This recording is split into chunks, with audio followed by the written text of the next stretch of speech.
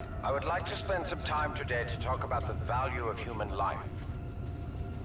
There is no value to human life. Now that I have your attention, to be more precise, human life to a certain limit is expendable. We are self-perpetuating yet self-destructive, adaptable yet flawed, and always resource-intensive. We are endless consumers of resources.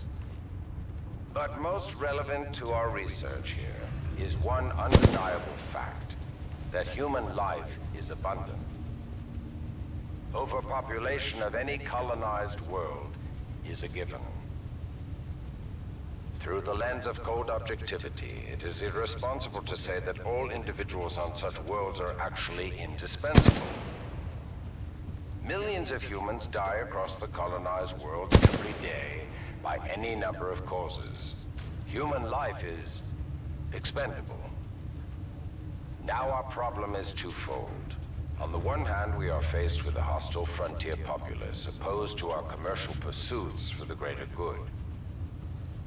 And on the other hand, there is a never-ending cry for natural resources, demanded of us by the greater populations of the core systems.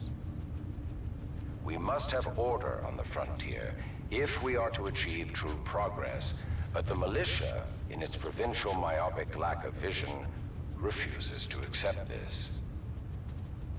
Thus, we are at war. Now the bitter truth. Reinforcements from the core systems will not arrive for several more years. The militia gains strength day by day, taking back one planet after another. Our choices are limited. Drastic action must be taken.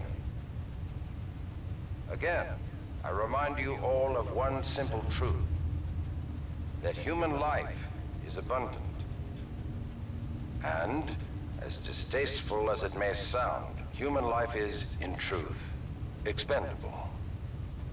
And so that brings us to this planet Typhon, where we have discovered a gift, a machine that will do more than change the tide. Call it fate, call it evolution, call it what you will. The truth is, we have discovered our resolution, and in it lies a weapon with a powerful ability to fold space and time. We don't know who built it, but we do know that it is quite old. And most importantly, we have learned enough to bring it to life. As we use this fold weapon, we will manipulate space-time targeting anything we desire, sundering entire planets. Our restoration efforts in the mountains are nearly complete, but one task remains. We must complete a small-scale test here first, to tune the power source, or the arc, as our colleagues tend to call it. Once we have accomplished this, we will transfer the power source, the arc, to the full-scale site, and destroy one populated militia planet and then another, until they capitulate. We will open an Einstein-Rosen bridge sending through thousands of concentrated gravitational waves. This will rip apart and sunder every molecule, every atom, and every living thing we target, resulting in total loss of life. But lest we lose sight of the bigger picture, remember those losses are ultimately replaceable by the inexorable march of human reproduction.